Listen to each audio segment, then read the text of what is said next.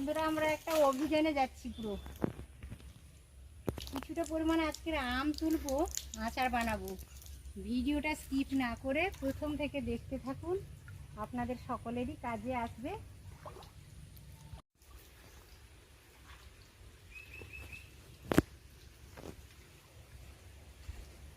জলটা গরম হয়ে গেছে একেবারে।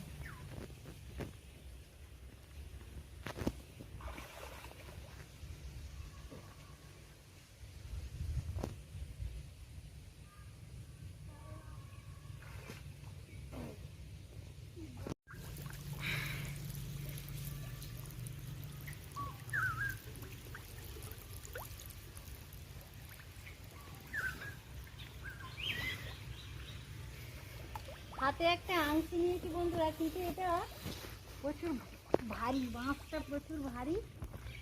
এই দেখুন, এই আমগুলো আমি তুলে নেব। একটা জাল পেতে দিয়েছি, সব পুকুরে পড়ে পড়ে নষ্ট হচ্ছে। হলো না তো, আংশিটা তো এতই লুজ যে এটা তো বাঁধাই হয়নি।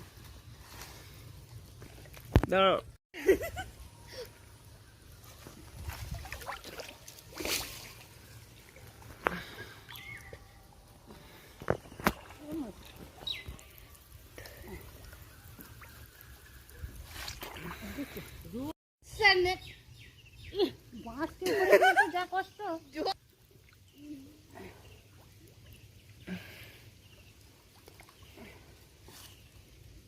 জালগুড়িটা কোথায় গেল? এদিকে নিয়েছে, এবার আসতে পারে। চোখ নিচে দিকে করো, সব পড়ে গেছে রে।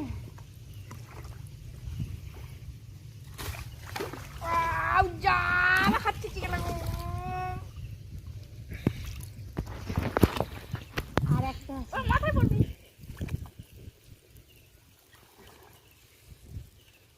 চোখে পড়বি।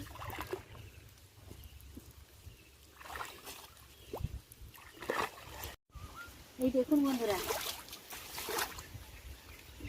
কয়েকটা আম পেকেও গেছে। দেখুন, আচার বানাবো। আম তো পাকা শুরু হয়ে গেছে, কিন্তু এই হালকা যখন আম পাকতে শুরু করবে সেই অবস্থায় আচার বানালে আচার খুব ভালো হয়, খুব টেস্ট ভালো আছে। নমস্কার বন্ধুরা, ভীষণ গরম পড়েছে বন্ধুরা। গাছের আম সব পেকে গেছে, আর কাঁচা আম নেই, তাও আমি আচার বানাতে বসে গেছি। কয়েকটা কাঁচা আম ছিল, মানে কাঁচা পাকা আম, হালকা হালকা পেকেও গেছে। সব আম মোটামুটি অল্পই আম হয়েছিল, যা হয়েছিল সব পাকতে শুরু করে দিয়েছে। তো আচার করবো বলে আর করাই হচ্ছে না, প্রচুর গরম, আচারও বানাতে পারছি না। তো যাই হোক, সিজনে আচার না বানালে হয়, আজকে আমি মিষ্টি আচারই বানাবো, আর সবার সাথে সেটা শেয়ারও করে নিয়েছি। সবাই তো ভালো আচার বানাতে পারেন, কিন্তু আমি কিভাবে বানাই একবার দেখুন আর ওইভাবে ট্রাই করুন। গঙ্গাসাগরের বনেদি রান্না ও পরিবেশ ইউটিউব চ্যানেলে আমি মিষ্টি আচার দেখার শোনার জন্য সবাইকে আমন্ত্রণ জানিয়ে ভিডিওটা শুরু করছি। এই দেখুন বন্ধুরা, কিছুটা পরিমাণ, এটা আন্দাজ বলতে পারবো না, 1 কেজির একটু বেশি হবে হয়তো। এই দেখুন, এগুলো সব নরম হয়ে গেছে, আমগুলো সব নরম হয়ে গেছে। তবে কিছুটা শক্তও রয়েছে, আমি ওখান থেকে কিছুটা কেটে নিয়েছি। কাঁচাও রয়েছে, আমি এইভাবে কেটে নিয়েছি। আপনারা চাইলে ছোট ছোট পিস করেও কেটে নিতে পারেন। আমার পছন্দ একটু 4 ফালি করে কেটে নিয়েছি। আচারের আমটা লম্বা থাকলে দেখতে ভালো লাগে, খেতেও ভালো লাগে। তো আপনাদের পছন্দ মতো পিসটা করবেন। আর যেহেতু মিষ্টি আচার বানাবো, আমগুলো পেকে গেছে, এটা খুব একটা টক আম নয়, মিষ্টি আম।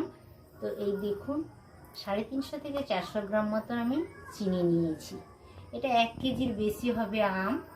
তো এটা যেহেতু মিষ্টি আম এবং অনেকটা পেকে গেছে, তাই চিনির পরিমাণটা আমি কম নিয়েছি। আপনাদের পছন্দ মতো মিষ্টিটা ব্যবহার করবেন, আর আমটা কতটা টক সেই অনুসারে মিষ্টিটা ব্যবহার করবেন। আর এই দেখুন, কয়েকটা শুকনো লঙ্কা নিয়েছি, আমি ভেজে নেব।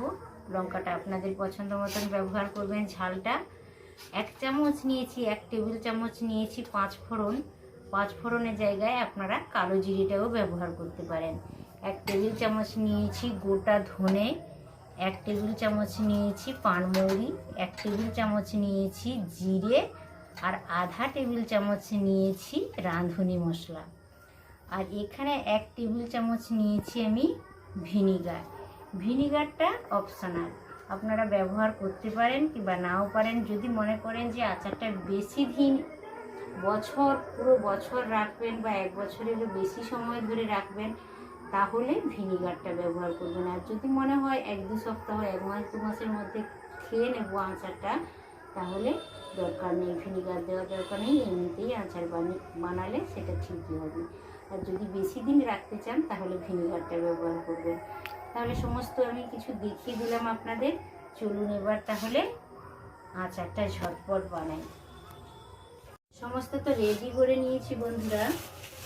আর উনানে একটা কড়াইও বসিয়ে দিয়েছি, আর উনানটা জালও লাগিয়ে দিয়েছি। কড়াইটা বেশ গরমও হয়ে গেছে। এই পর্যায়ে সমস্ত মশলাগুলো ভেজে নেব। প্রথম দিয়ে দিলাম ধনে, রাঁধুনি মশলা, গোটা জিরে দিলাম, পানমৌরি দিলাম,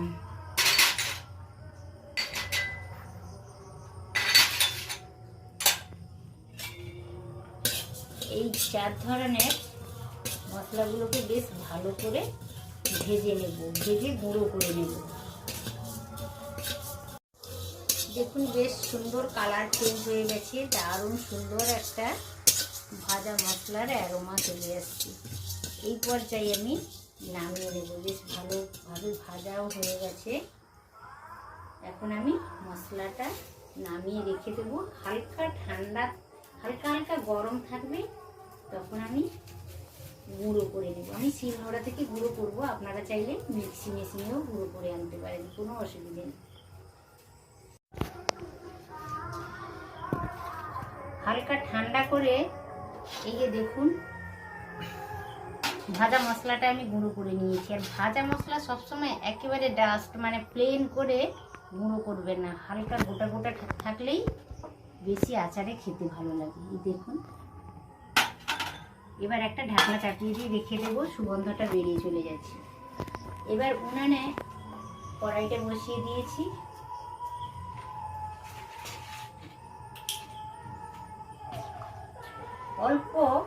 একেবারে অল্প সরষের তেল দিলাম, 1 টেবিল চামচ মতো। এই দেখুন 4টা শুকনো লঙ্কা নিয়েছি। ঝালটা আপনারা নিজেদের পছন্দ মতো ব্যবহার করবেন। আমি 4টা শুকনো লঙ্কাকে একটু হালকা করে ভেজে নেব।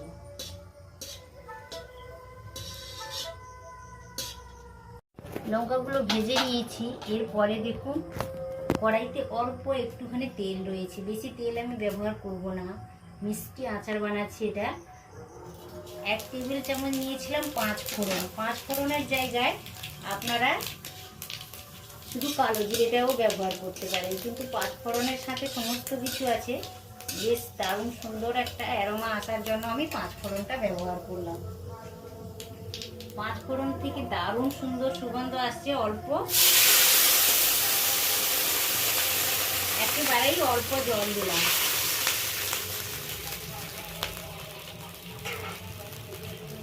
অল্প জল দেওয়ার পরে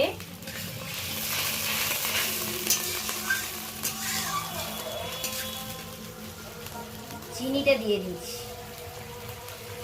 আপনারা চাইলে আমেও চিনিটা ভালো করে মাখিয়ে নিতে পারেন, আর না হলে অল্প একটু তেল দিয়ে আমটা নাড়াচাড়া করার পরে তারপরও চিনিটা ব্যবহার করতে পারেন। কিন্তু যার যেভাবে সুবিধা হবে করবেন। আমি 2-3 ভাবে আপনাদের বলেও দিলাম। একটু নাড়াচাড়া করে নিচ্ছি, চিনিটা গলতে একটু সময় যাচ্ছে।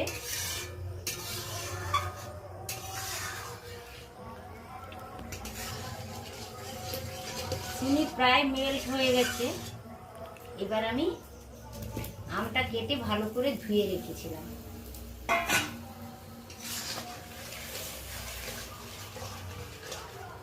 এইভাবে হালকা করে নাড়াচাড়া করে নেব। লবণ কিছুটা পরিমাণে দিয়ে দিলাম। যে কোনো মিষ্টি জিনিসে টেস্টের একটা ব্যালেন্সের জন্য লবণটা ব্যবহার করা হয়, তো লবণ দিয়ে দিলাম। কালারের জন্য অল্প আমি গুঁড়ো লঙ্কা ব্যবহার করলাম, কাশ্মীরি গুঁড়ো লঙ্কা।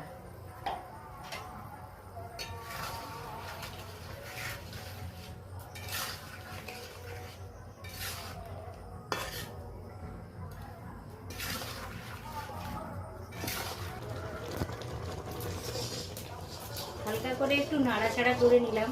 দেখুন কতটা দারুণ সুন্দর লাগছে, সব ফুলে উঠেছে আমগুলো, কি সুন্দর কালারটাও খুব সুন্দর চলে এসেছে। বন্ধুরা এইভাবে ট্রাই করবেন।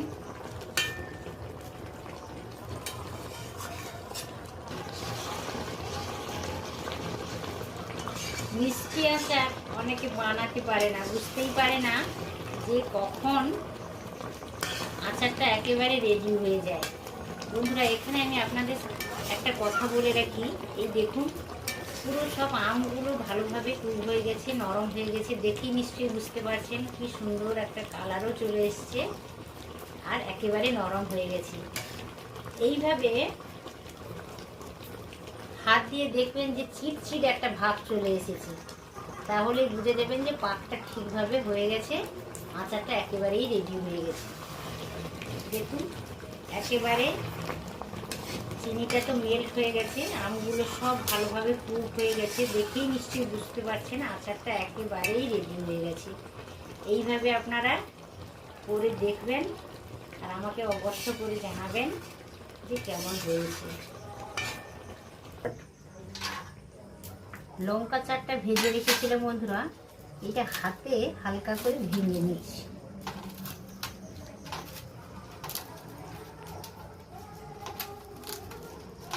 একেবারে ডাস্ট করার দরকার নেই, এইভাবে যদি ভেজে একটু হালকা করে ভেঙে নেওয়া যায় আচারের লঙ্কা কিন্তু খুব ভালো লাগে। আমি আগেও বলেছিলাম ঝালটা আপনাদের পছন্দ মতো ব্যবহার করবেন। আমি ছোটবেলায় মাকে বেশি আচার বানাতে কিন্তু দেখিনি। আমার বিয়ের পরে আমার শ্বশুর বাড়িতে এসে দেখলাম আমার শাশুড়ি মা কিন্তু প্রচুর আচার বানাতে ভালোবাসে এবং আচার বানায়ও, ভ্যারাইটিস আচার বানাতে পারতো। তো এখন তো আর আমার শাশুড়ি মা বেঁচেও নেই, আজকে 2 বছর মতো হলো মারা গেছে। তো আমি আমার শাশুড়ি মার কাছ থেকেই আচার বানানো শিখেছি বন্ধুরা। আর এদিকে দেখুন একেবারেই রেডি হয়ে গেছে। আমি জ্বালনটাও লাগিয়েছিলাম, একেবারে বন্ধ করে দিয়েছি। এবার আমি মশলাগুলো দেব। একেবারে রেডি হয়ে গেছে আচারটা, দেখেই নিশ্চয়ই আপনারা বুঝতে পারছেন যে গ্রেভিটা একেবারেই মোটা হয়ে গেছে, এই দেখুন। আর একটা আঠালো যেটা চিটচিট ভাব মিষ্টি আচারে আসে সেটা ভালোভাবে চলে এসছে।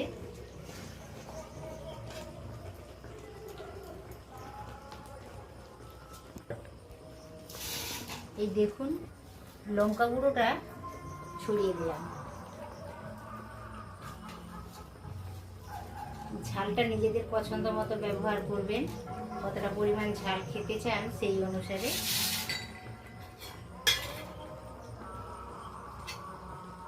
এবার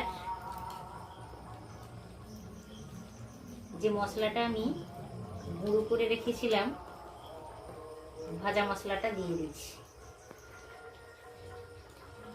এতটা পরিমাণ আর লাগবে না, এতটা থেকেই গেল। এবার হালকা করে একটু নাড়াচাড়া করে নিচ্ছি। মশলাটা ভালো করে মিশিয়ে নিলাম। দারুণ সুন্দর একটা সুগন্ধ চলে আসছে আচারের বন্ধুরা। তো এখনো কাঁচা আম আছে, আমি তো নয় কাঁচা নয় পাকা এরকম আমে আচারটা বানালাম, অল্প চিনি দিয়েই বানালাম এটা, যেহেতু আমগুলো মিষ্টি রয়েছে এবং পাকা। আচারটা একেবারে রেডি হয়ে গেছে। এবার একটা পাত্রে আমি ঢেলেও নেব।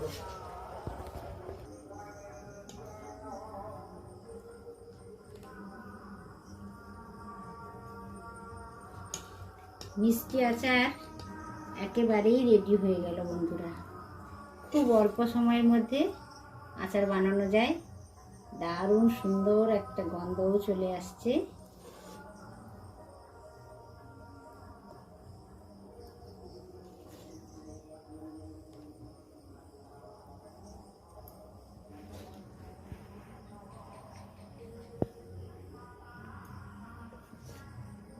এটা যত ঠান্ডা হবে বন্ধুরা তত কিন্তু এঁটে যাবে।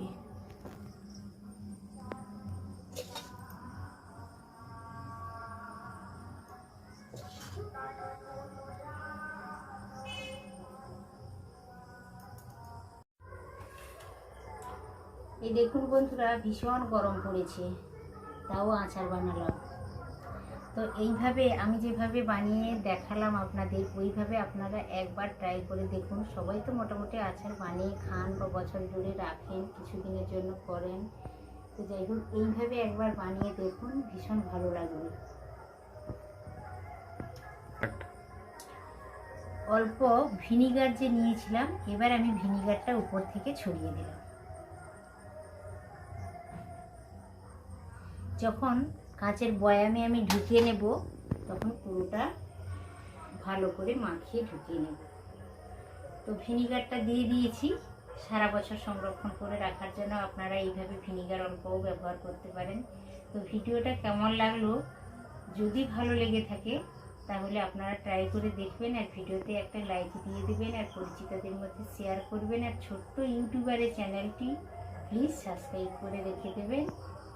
অল বাটনটা ক্লিক করে রাখবেন, আমার নোটিফিকেশান চলে যাবে আপনাদের কাছে ভিডিও আপলোডের সাথে সাথে। আজ তাহলে আসি বন্ধুরা, গরম পড়েছে, আর কথা না বাড়িয়ে ভিডিওটা এখানেই শেষ করছি। আবারও দেখা হবে অন্য রেসিপির সাথে। তত সময় আপনারা সকলে সুস্থ থাকুন, ভালো থাকুন, আচার তৈরি করুন। কাঁচা আম শেষ হয়ে যাচ্ছে, আমি তো কাঁচা পাকা আমেই বানিয়ে আপনাদের দেখালাম। আজকের মতো টাটা, নমস্কার।